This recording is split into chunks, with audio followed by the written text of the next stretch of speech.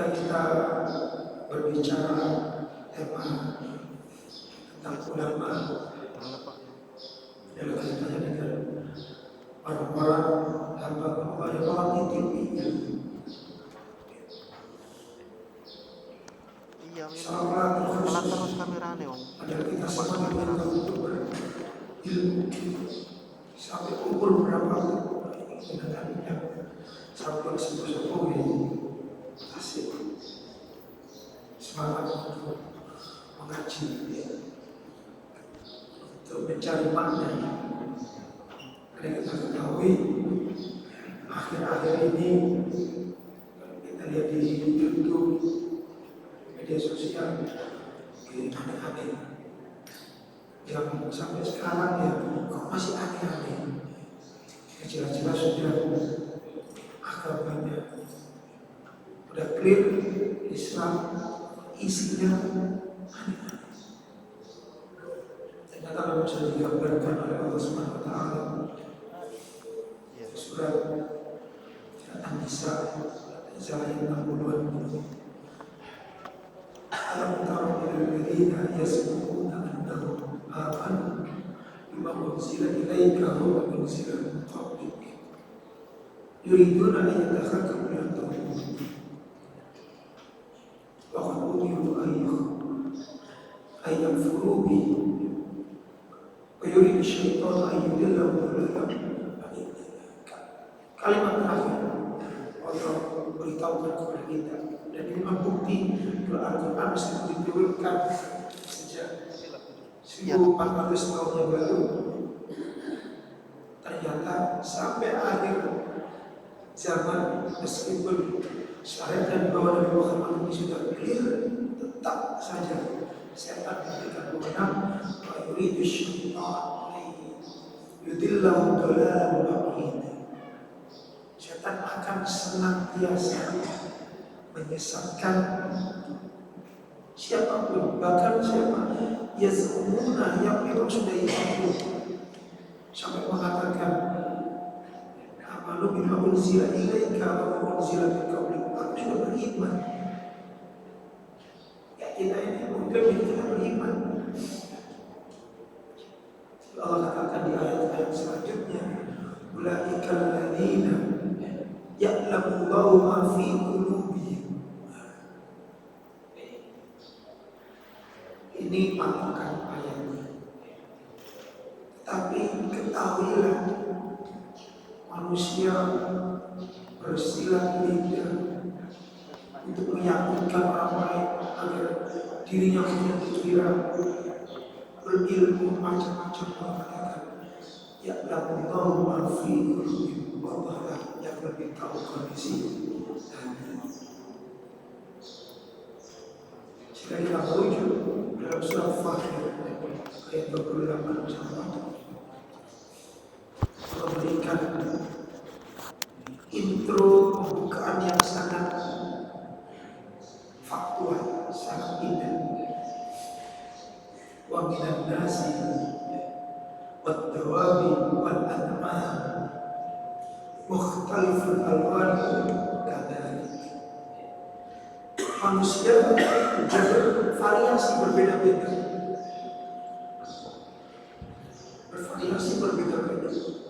Islam satu, datangnya dari Allah, pemahamannya beda-beda. Karena kapasitas akalnya berbeda, kondisi jiwanya berbeda,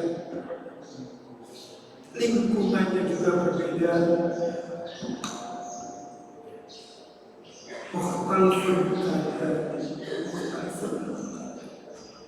Juga sebagaimana binatang, sebagaimana hewan ternak juga berbeda.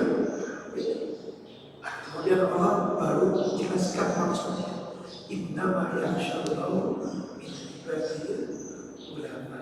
Tapi ketahui patokannya yang yakhsha, pasti yakhsha, yang khusyuk. Bagaimana sholat kita tadi, kita usahakan untuk khusyuk, untuk kita timbulkan rasa suka, rasa takut. Kalau di hati bahasa sebagai saya. Khasyatul billah adalah rasa kesadaran. Ibnu Abbas dalam ayat ini di tafsir At-Tabari itu menjelaskan siapa yang yakhsha yang memiliki rasa khusyuk di antara hambanya, terutama yang dititip oleh Allah ilmu mungkin lebih daripada yang lain. Alladzi yakhafu, yang takut kepada Allah. Karena innallaha ala kulli syai'in qadir. Kalau bahasa Indonesia-nya innallaha sesungguhnya Allah terhadap segala sesuatu qadir mampu. Kalau bahasa kita mungkin yang biasa di warung pikir jalan atau apa. Allah bisa maunya sendiri. Karena yang bisa semaunya sendiri hanya mencipta. Di penjelasan sebelumnya dijelaskan juga. Kenapa? Alima wa aiqana, mengetahui dengan ilmu bil ilmu. Sebagaimana Abu Bakar radhiyallahu anhu mengetahui kenabian Nabi Muhammad bil ilmu. Mengetahui dengan ilmu, wa aikona, dan kemudian menancap di dalam hatinya, yakni khusyuk. Bisa kita terangkan untuk sholat kita, bukan bermaksud kosong. Kalau sholat fokus kepada Allah, kita tidak akan bisa fokus kepada Allah, karena Allah tidak la yutakayyaf wa la yumathal. Allah tidak bisa digambarkan dan tidak bisa diperumpamakan dengan apa. Bagaimana kita fokus kepada Allah, karena Allah tidak bisa kita tangkap dengan imajinasi akal. Jika kita fokusnya adalah kepada diri sendiri. Dikatakan ulama yang dititip oleh Allah ilmu adalah aikona, yang benar-benar yakin sampai nilai-nilai, dan semoga kita menjadi bagian yang digambarkan dari ayat ini. Apa? Anna iqabahu ala maksiyah. Aikona iqabahu ala maksiyah, yang yakin kalau ia ingkar, maka iqabnya sangat azim, sangat berat. Berbeda dengan ungkapan sebagaimana ungkapan yang selama ini kita dengar, oh kamu ngerti cara istighfar, kalau pinter tuh kali nggak mau masih yang ngerti cara istighfar. Kita mungkin kita dengar sendiri dengan perumpamaan umum, ya. Oh, yang melanggar itu ya orang yang berhukum, karena dia tahu hukum sebagaimana di wilayah agama. Yang melanggar itu agama ya mungkin orang yang tahu caranya istighfar. Aku lebih justru pada posisi ini yang ulama itu yang mengerti, karena segala sesuatu akan ada balasannya.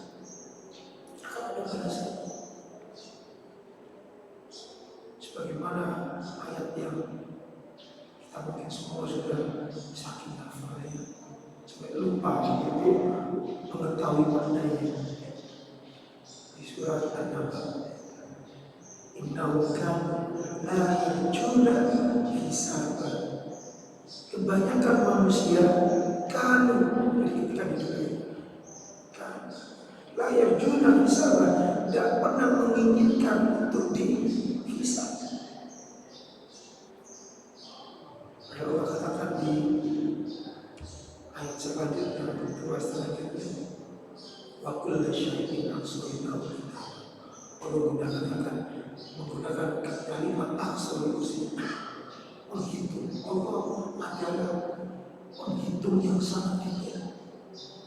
Dan Allah katakan setiap yang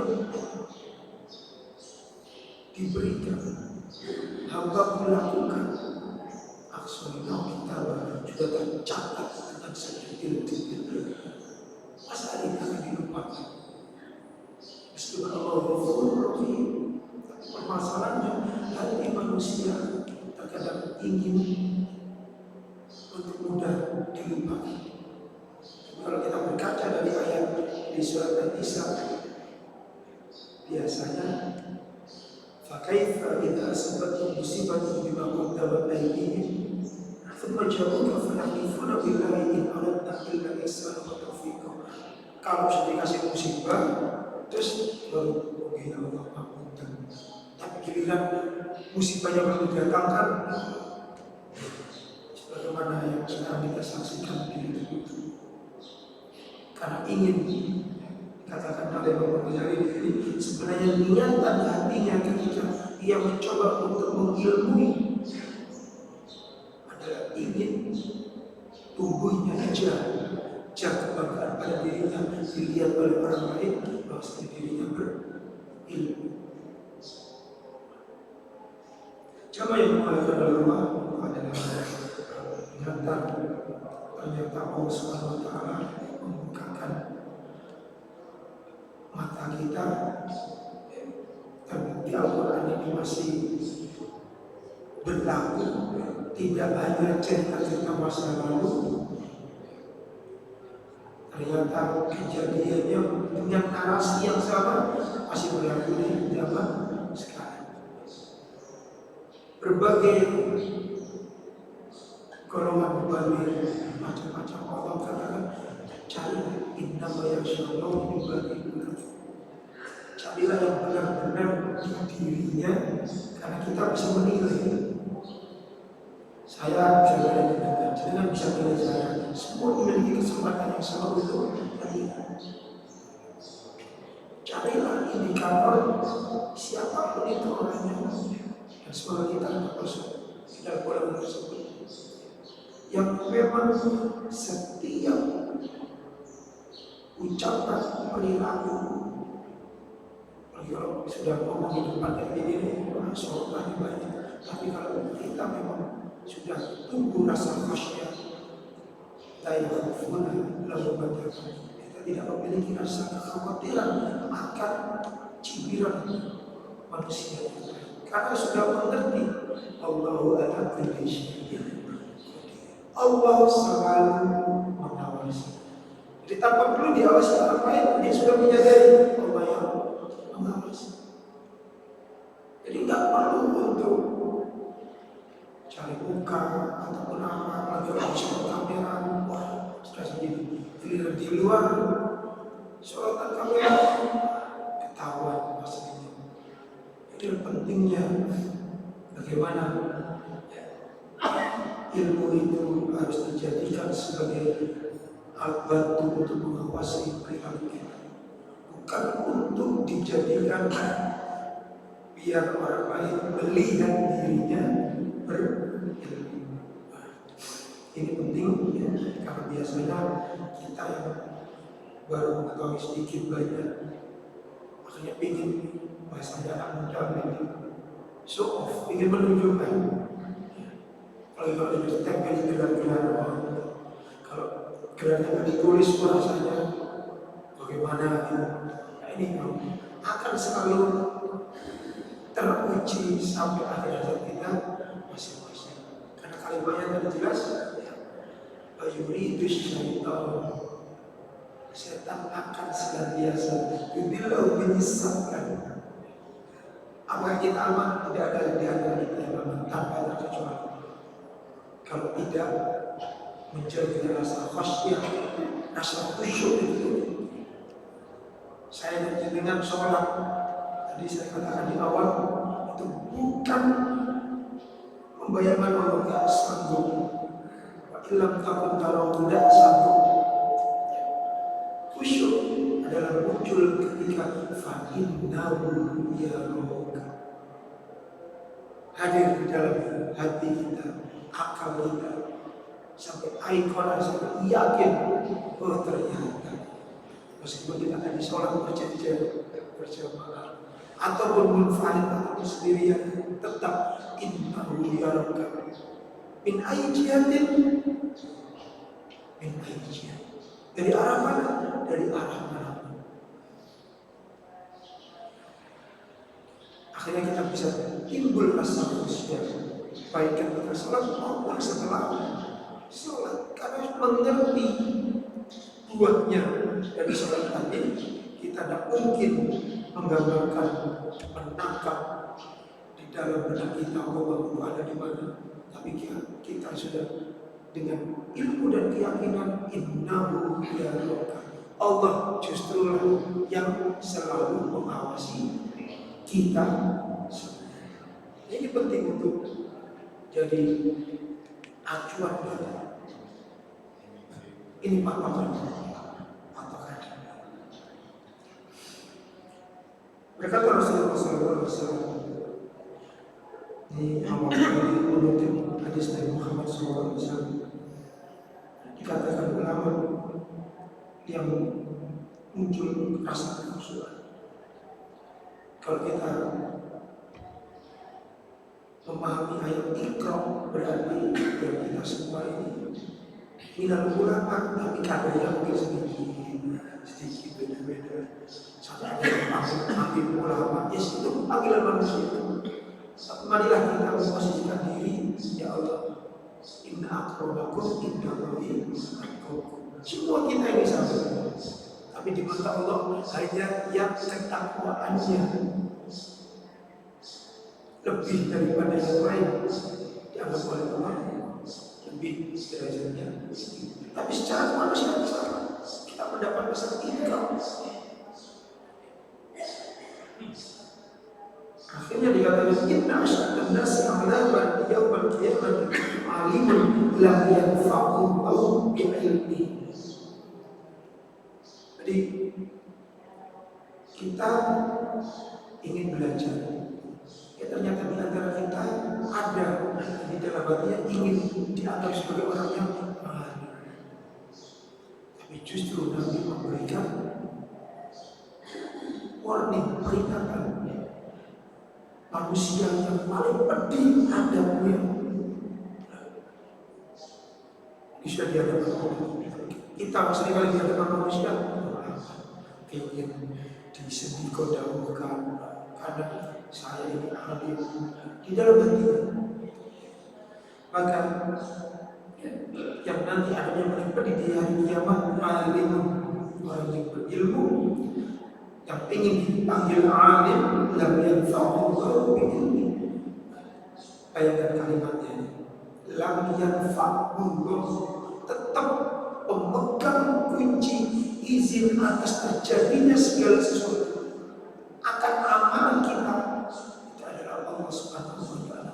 Lam yanfa'u, Allah tidak mengizinkan ilmunya itu memberikan manfaat faedah bagi dirinya.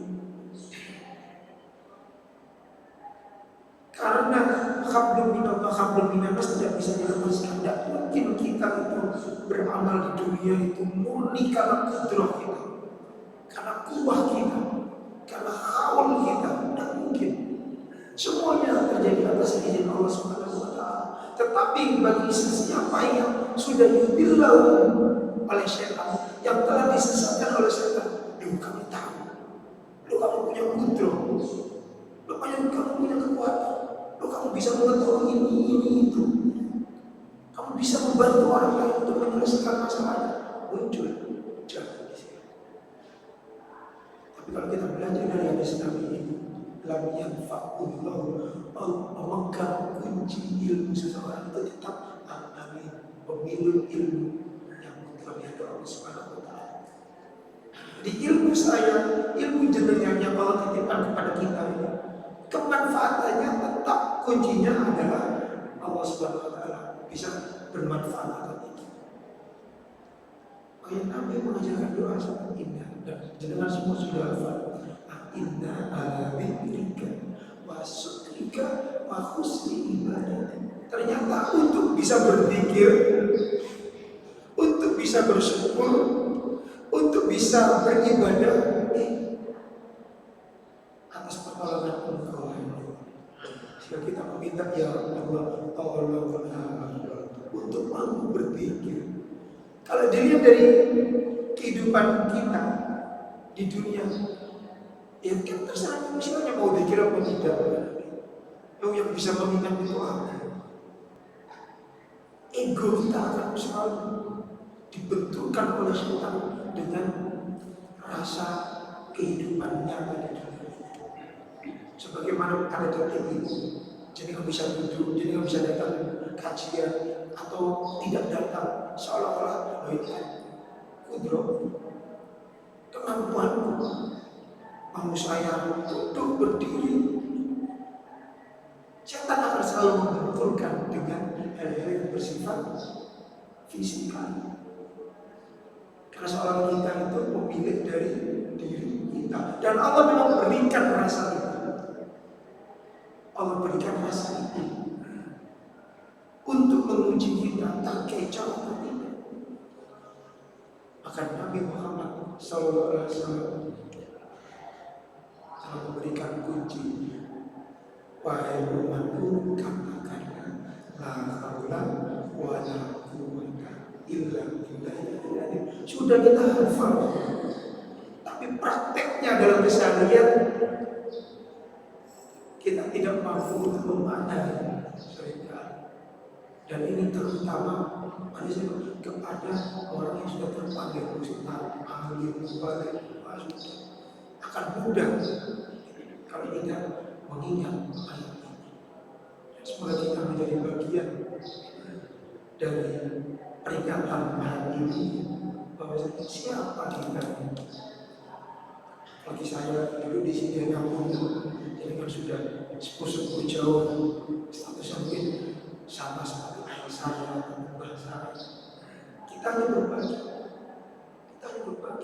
Ini tidak lain dan tidak bukan sebenarnya saya pribadi ngomong untuk diri saya, dampaknya kepada diri. Karena sekarang kita sedang dalam kondisi tawasul bil haqqi wa tawasul bis sabr. Justru yang sedemikian kena hadis ini. Kalau tidak hati-hati, maka kita saling mendoakan. Itu saja kunci, saling mendoakan. Dan doa yang diajarkan oleh Nabi Al-Dzikr wa syukur wa husni ibadah adalah doa agar kita, ilmu kita itu tidak kita jadikan komoditas, tapi menjadi alat untuk peringatan sebagaimana pesannya Ali bin Abi Thalib radhiyallahu anhu. Kalau ilmu tidak dijadikan alat untuk pengawas perbuatan kita, maka justru ilmu itu nanti akan menyesatkan kita. Seperti yang di sini, Allah tidak akan memberikan kemampuan, tidak akan mengizinkan seseorang mendapatkan faedah ilmu. Sayang sekali. Dan sekarang setan sangat terbantu dengan teknologi. Kalau dulu belum ada teknologi, mau mengiklankan sesuatu sebar kertas. Kalau kertasnya tidak sampai, tidak tahu. Sekarang alat untuk mengetahui sesuatu sudah ada di handphone. Bagaimana kita untuk berstatus di WA dan yang lain? Kalau hati kita tidak aman, tidak kita kelola dengan ilmu yang Allah berikan kepada kita, pasti banyak jatuhnya. Kenapa? Dengan pujian orang lain kita akan mudah untuk lupa diri. Kalau kita diam sholat banyak alhamdulillah, diam sholat kita baca alhamdulillah. Ini pentingnya kita bertasbih bernufus setiap hari, dan sholat Allah maksudkan sedemikian. Kalau sholat, keluar sholat, kita merasa lebih daripada di antara sesama kita berarti ada yang salah. Sholat yang tidak dikelola dengan kekhusyukan, tetapi sholatnya terhasil dari keinginan untuk dianggap orang lain. Loh, sudah sendiri di sini. Karena ingin dianggap orang lain, tidak ingin dianggap yang melihat tadi. Fa'innahu yarau. Iblis. Maka Rasulullah SAW, la yakunul mar'u aliman hatta yakuna min ilmihi amalan. Habis itu kita minta izin kepada Allah, takwa kepada Allah, ya Allah, atas informasi yang telah sampai pada diri saya. Contoh pada pagi ini, mungkin kalau ada hal yang baru, ya Allah, berdoa, tolonglah untuk bisa mengamalkannya. Izinkan hamba untuk bisa mengamalkan. Karena dikatakan ilmu itu bermanfaat, dikatakan seseorang itu adalah alimun lil akhirah, ilmunya sampai kepada akhirat, menyelamatkan dia di akhirat, maka ia ketika tahu sedikit ada hal yang baru dan itu memang bersumber dari Al-Quran dan As-Sunnah, dia langsung ingin untuk mengamalkan. Tetap tapi ya Allah, atas pertolongan Allah, atas izin Allah, biar apa? Biar amalannya selamat, tidak diselewengkan oleh syaitan. Mengaji kita pagi ini singkat, bisa langsung pada poin. Imam Al-Ghazali mengatakan melalui asal para sahabat, kalau kita beramal, bahkan sholat kita, kan ada dalilnya jelas. Kalau kita beramal akhir, tapi hanya untuk tujuan dunia, maka yang kita dapatkan bukan ridho Allah, tapi justru surga, tapi justru ancaman hukuman Allah SWT. Kenapa? Secara keilmuan berarti kita itu menduakan Allah SWT. Seharusnya kita menginginkan sesuatu yang lebih abadi, tapi tujuannya hanya untuk kesenangan dunia. Dipuji oleh manusia yang lain, betapa hebatnya. Dengan disangka orang berilmu, bagaimana kalau hatinya sedang tidak khusyuk? Oh senang, apalagi yang muji sampai 2-3 buahnya, pasti senang nikmat. Tapi dia dikecap dikit, Pak, jangan pun kayak gini. Waduh, kan senang dibilang pasti.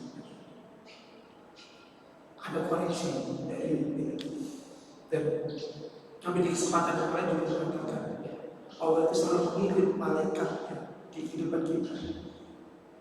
Ala lisanil mar'i, jadi fi khairihi wa syarrihi. Malaikat itu dikirimkan oleh Allah melalui lisan manusia untuk mengetahui dirinya itu baik ataupun buruk. Jadi ketika ada seseorang yang memuji, itu jadi koreksi bagi kita. Ujian itu benar apa tidak? Kalaupun benar, harus bersyukur. Kalaupun salah, harus bersyukur juga, bersabar, tahu diri. Ketika seseorang itu mengkoreksi, menyampaikan kelemahan kita itu juga bersyukur. Apapun bersyukur. Semuanya dikelola dengan tetap hasil dari sholat yang kita lakukan tadi. Fa'innahu yaraka. Yang melihat kita itu bukan orang lain, tapi Allah, pemilik izin atas kehidupan kita. Hanya di situ. La tata'allamul ilma litubahu nabi yang meninggalkan.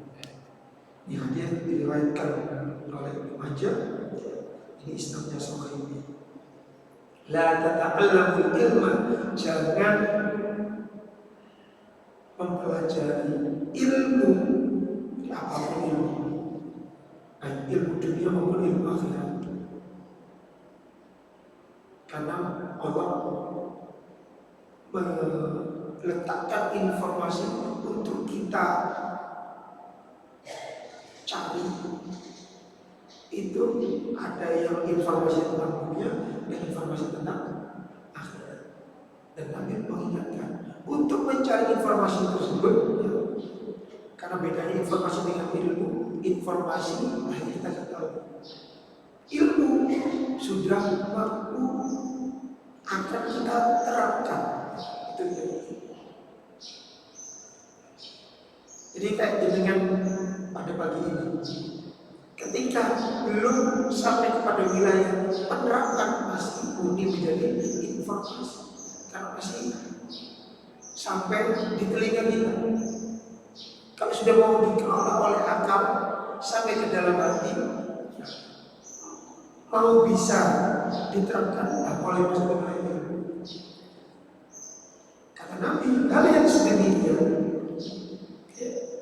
kalau itu nanti menjadikan kita riba, menjadikan keinginan kita itu agar saya mengerti sesuatu, saya bisa melakukan sesuatu.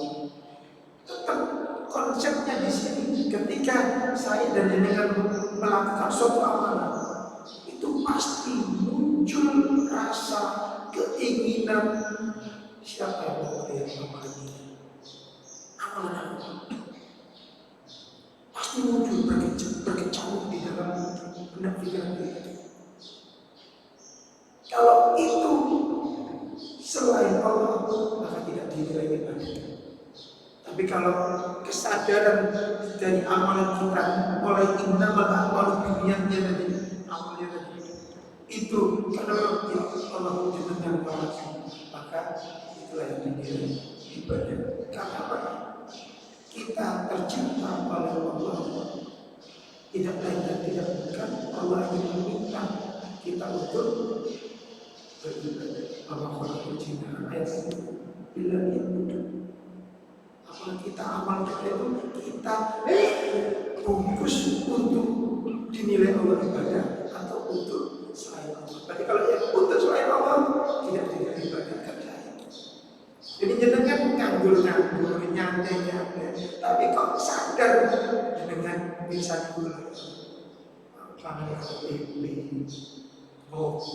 Tapi kalau ada oke, Allah jenengan bisa nih kalau ini rezeki saya jenengan matur subhanallah. Jadikan rezeki yang ini tidak membuat nanti di dalam perut itu sakit sehingga jenengan kita doa Allah dan selalukan afiat. Kita minta keselamatan bagi jasad kita.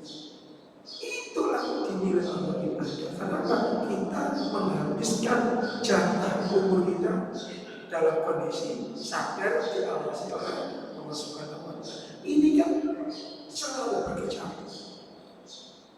Amalan apapun, amalan yang tidur, yang orang puasa dinilai ibadah karena ngerti. Ya Allah, sampai ini istirahat kondisi puasa. Bismillahirrahmanirrahim. Ya izin Allah ketika tidur dinilai oleh Allah ibadah. Apa jadi setan tidak suka. Musuh kita yang paling nyata itu adalah sebenarnya kondisinya sedemikian. Kayak tidak salah Nabi mengatakan itu baru bil ulama walitu ma'u bi syufa'a. Dalam konteks dua, kita beramal itu pasti karena kita hidup sendirian, hidup bermasyarakat, akan selalu muncul keinginan untuk dianggap oleh orang lain. Barang siapa yang menuntut ilmu agar dianggap oleh orang lain dirinya itu lebih daripada yang lain, itu Nabi yang benar. Atau dalam kondisi paling tumaru bi syufa'a, yang lebih parah. Apalagi kalau kita ngerti sosial kita, masyarakat kita tidak pintar, aku sih pintar. Itu baru syufa'a, agar dia ketika bersosial dengan manusia dia ingin dianggap lebih, tapi dan yang lain itu bukan berarti. Tapi kalau sudah umurnya mungkin jabatannya mungkin anak senior, junior, kan itu yang muncul di dalam. Ini kepentingan Rasulullah SAW. Apapun yang ketiga, kualitas rifu bi wujudan nasra itu. Ini yang peringatan untuk saya dan lain ketika kami atau di tempat. Kualitas rifu untuk mengalihkan wujudan nas, wajah-wajah manusia agar fokus pada kita untuk mencari jadi perhatian. Teknologi ya sekarang para manusia sangat memudahkan. Kalau niatan kita menuntut ilmu, 3 hal ini ancamannya sangat berat. Ancamannya sangat berat. Dan kita ketahui inilah momennya setan berpesta.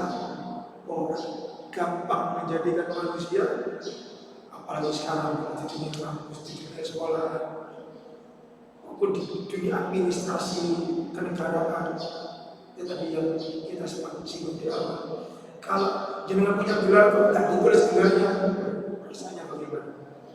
Kalau dia tidak ada kekhususan, sekolah istimewa dukun, gelar saya sangat tolong dibenarkan.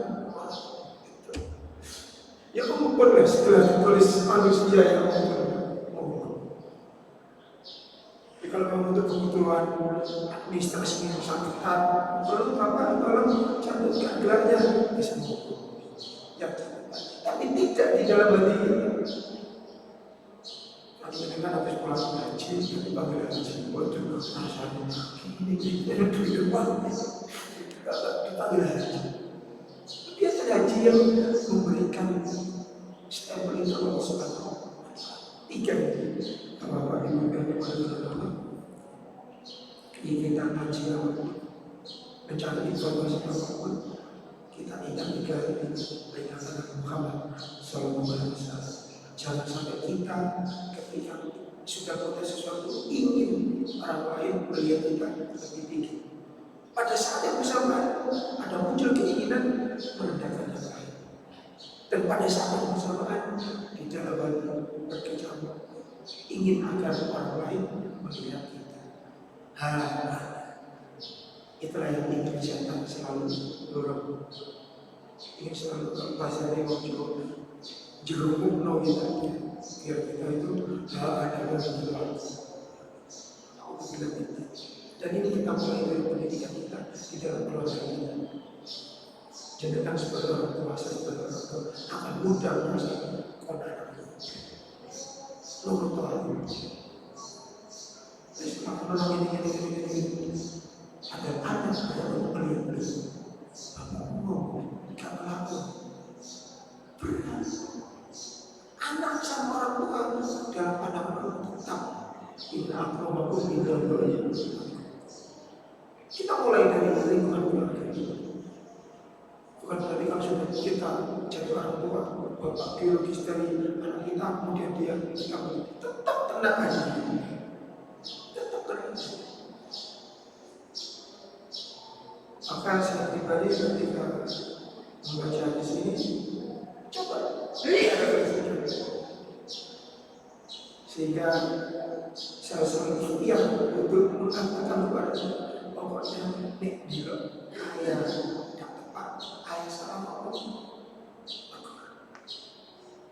ingatkan.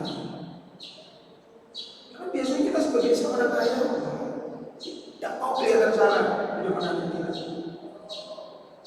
Dan ayah ini berlaku juga di dalam pengelolaan keluarga kita. Istri kita juga harus demikian. Ayah yang salah, kamu salah. Kalau kamu salah, juga kamu ayah sama. Karena nanti yang akan diminta tanggung jawab nafsi diri kita masing. Karena akan diberi tanggung jawab. Oh, kamu ayahnya dia, berarti kamu aman. Tidak sama. Karena Nabi mengatakan sebaik-baik kepala rumah tangga saya ada Nabi di antara. Kenapa Nabi mencontohkan karena istri dia mencontohkan kehidupan yang sebenarnya. Di suatu kesempatan kita akan bahas tentang bagaimana kondisi Nabi yang digambarkan sebenarnya. Mungkin sampai ini kita mulai jam setengah lima. Ya, mungkin dengan itu akan menjadi faman fa'ala dzalika fahuwa fi an-nar. Jelas. Barang siapa yang terjebak dalam hal ini, melakukan hal ini, hatinya tidak mampu dikelola dengan baik, maka fahuwa fi an-nar, akan jatuh kepada neraka. Fahada wa ghairuhu min al-akhbar yadullu ala 'azimi qadril ilmi. Ilmu juga memiliki sifat bahaya. Sholat sebagaimana sholat kita diperintah sholat shollu fasolli, tapi di saat yang bersamaan fawailul lil musholli, sama. Kalau sholat tidak kita kelola dengan baik, kita datang tapi niatannya agar dianggap religius, dianggap ahli ibadah, sama seperti itu. Karena nanti dikatakan yakun fi akhir zamani, ini Nabi. Nabi sangat rindu dengan umatnya pada zaman, tapi memperingatkan bagi kita yang sudah di akhir zaman. Yakun fi akhir zamani, berlaku di akhir zaman ibadun juhalun, orang yang senantiasa ibadah tapi juhal. Karena sholatnya wailun, sholatnya mencelakakan dirinya sebenarnya. Nabi yang mengatakan dan memperingatkan wa ulama'un fusaq. Banyak juga nanti di akhir zaman ulama jalan dari alim, para ahli ilmu yang fusaq, fasik, ngerti tapi tidak dilakukan. Terus habis itu sahabat juga bertanya, kalau kayak gini wahai Rasulullah, ya sudah mending saya tidak belajar. Katakan para ulama, justru tidak belajar itulah sudah meninggalkan. Kalau logika anak muda harus demikian. Timbangan yang meninggal sholat, dari meninggal sholat, terus akhir-akhir sholat, ini adalah metode fase tahapan. Kalau bagi yang belum sholat ya kita ajak sholat, sholat kedua alhamdulillah. Tapi ketika sholatnya sudah rutin, nah baru diberitahu ayat ini, fawailul lil musallin alladzina hum an sholatihim sahun. Sama kayak dengan yang biasa ngaji. Kalau sholat mintalah kepada Allah macam-macam. Ya tidak apa-apa untuk tahapan yang belum ngaji, belum mencoba mencari makna, masih pada tataran amalan ngaji. Ya, urusan musuh, sholat jangan lupa Gusti Allah, tidak apa-apa. Tapi ketika sudah mulai rutin, makomnya sudah mulai naik dari muslim, mukmin ke muhsin, maka ayat inna a'tainaka al-kautsar berlaku. Karena di hadapan kita orang yang tak sholat pun rezeki kita dikasih Allah berlimpah. Nah kalau ilmunya belum sampai, tapi kan udah goyah. Lu mendekat sholat, besok kalau sinar mana-mana, barang mewah, barang saya sholat nyari rezeki halal susah. Inna a'tainaka al-kautsar. Karena bagi yang sudah sholatnya sudah rutin, sudah jangkau, Tanpa sholat memang Allah tetap kasih rezeki. Buktinya yang kufar-kufar, bahkan yang menyelisih, yang tidak menyukai Islam, yang mengingkari, yang fasik, ya rezekinya berlimpah. Yang berlimpah. Tapi perintahnya fasoli di rabbika wanhar. Oh ngerti. Tanpa sholat pun saya dikasih rezeki. Jadi sholat adalah untuk bersyukur. Sebagai Nabi ditanya oleh Aisyah, Nabi, engkau sudah bangsa. Kenapa ketika nggak ada apa jadi sholat? Dan sholatnya dengan lama sampai akhirnya kita. Apakah aku tidak boleh menjadi hamba yang bersyukur? Karena Nabi sudah mengerti. Sholat bukan untuk nyari dunia. Sholat bukan untuk mendapatkan kenikmatan yang sepele dan sebentar saja di dunia. Tapi lebih daripada itu kebersyukuran. Karena Allah yang memerintahkan kita untuk selalu berhubungan kepada Allah. Karena ingat itu saja. Ingat bahwasanya kita itu hamba Allah yang penuh dengan ketaifan, kerendahan, kelemahan. Ingat. Untuk kesempatan ini saya tutup dengan beberapa kalimat dari athar para sahabat, terutama dari Umar radhiyallahu anhu. Inna ukhawifu ma akhafu. Inna akhwafu ma akhafu ala hadhihi ummah al-munafiq al-alim. Ya, aku takutkan dari panggilan umat ini nanti adalah al-munafiq al-alim. Sampai munafik sudah hafal. Nek ngomong dari aku, nek jadi dari tempat ini. Kalau diberikan amanah, dia ingkari. Tapi al-alim, tapi dia bergerak alim ulama. Kalau bagaimana yang pun munafikan aliman, para sahabat logika. Bagaimana bisa orang sudah begitu alim, tahu Allah, tahu tentang Allah, tahu tentang Nabi-Nya, kok munafik? Maka Umar berkata, "Qala alimul lisani jahilul qalbi wal amal." Ngerti secara lisan tidak ngomong. Kalau sekarang ada kamera, bisa ada CCTV, semua. Tidak ada Allahnya hilang. Kenapa? Hanya tulisannya di lisan. Tapi jahilul qalbi wal amal. Tapi ia tidak ditolong oleh Allah, tidak diizinkan oleh Allah untuk ilmunya itu menetap di dalam hatinya sehingga ia bisa mengamalkan. Kalau sudah menetap, insya Allah bisa mengamalkan. Tapi kalau tidak menetap, hanya masih di lisan, di akal dan di lisannya, ada yang manusia yang tidak ia sadari justru bisa memberikan manfaat. Sebagaimana yang tadi dikatakan yang saya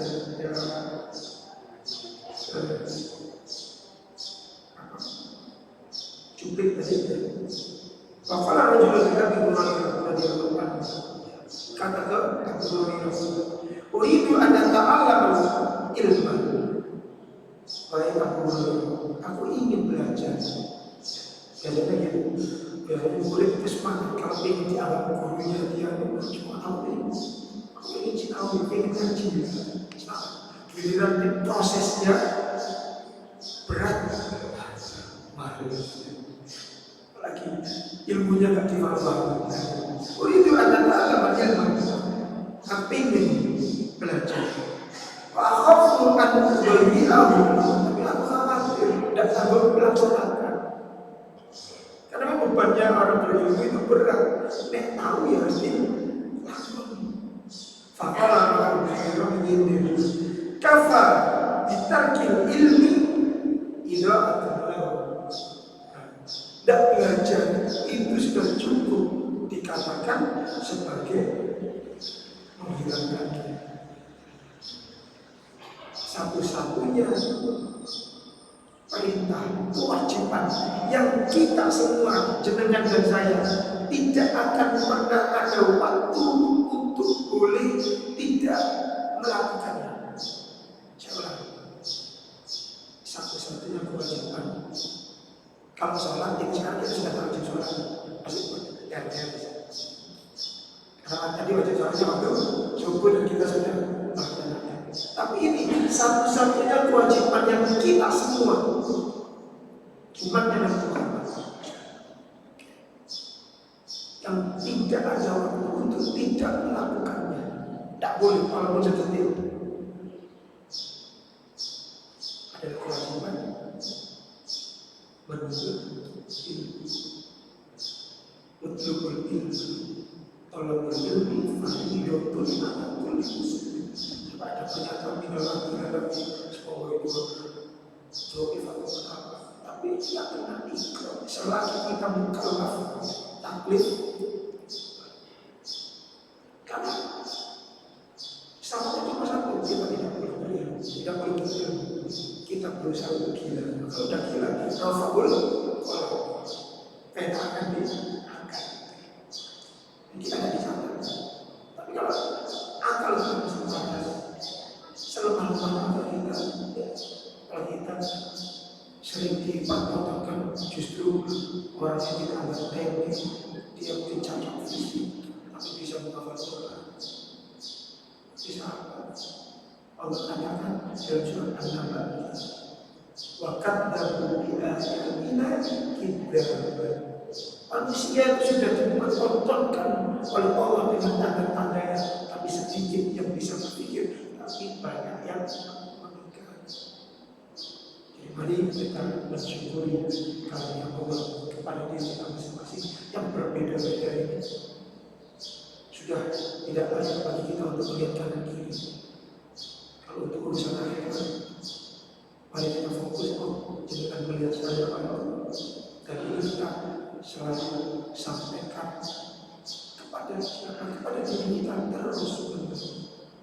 Karena kita akan bertanggung jawabnya pribadi. Tapi tetap kita memiliki tips, yang diajarkan oleh Nabi. Jadi tadi doa, ya Allah, ini tolonglah aku untuk mengingat Engkau sesuai dengan kapasitasmu. Kalau jenengan sudah sembuh, lututnya sakit, ya kita atur saja. Kepingin kan masih umur kita baru, ya sudah kita itu anak pulau ini kata khilaf. Ini mungkin makan ngawur, mungkin ngawur, setengah ya Allah, itu atas kejadian saya. Mungkin sekarang dampaknya lutut saya tidak kuat. Kapasitas masing-masing. Karena yang terpenting bagaimana kita akhirnya sadar dilihat oleh Allah. Sehingga dengan kesalahan kita ikhlas, kita insafi. Karena Allah katakan di surat Fatir tersebut, innamal yakhshallahu min ibadihil ulama. Innallaha ghafurur rahim. Allah Maha Penyayang. Cara kita bertaubat. Bahkan dosa syirik diampuni oleh Allah kalau kita bertaubat. Yang tidak diampuni kalau kita tidak bertaubat dan sadar diri sampai akhir hayat tetap mensyirikan Allah. Semoga ini bermanfaat dan insyaallah kita akan lanjutkan kesempatan ini di kesempatan yang berikutnya. Kita akan kaji nanti kita awal dari bab kitab ini atau kita nanti bisa kaji langsung ke tentang qawaid al-awaqid. Kita lihat kondisinya berikut. Kenapa ilmu harus bermanfaat agar kita sebagaimana kondisi kita bisa mendengar kalau kita memerlukan sesuatu. Alhamdulillah bismillahirrahmanirrahim. Alhamdulillahirabbil alamin. Allahumma shalli wa sallim wa barik ala nabiyyina Muhammad wa ala alihi washabbihi ajma'in. Allahumma anfa'na ilman yanfa'una ya Allah. Wa'aliman ilman yanfa'una ya Allah. Allahumma zidna ilman nafi'an warzuqna fahman su'atika.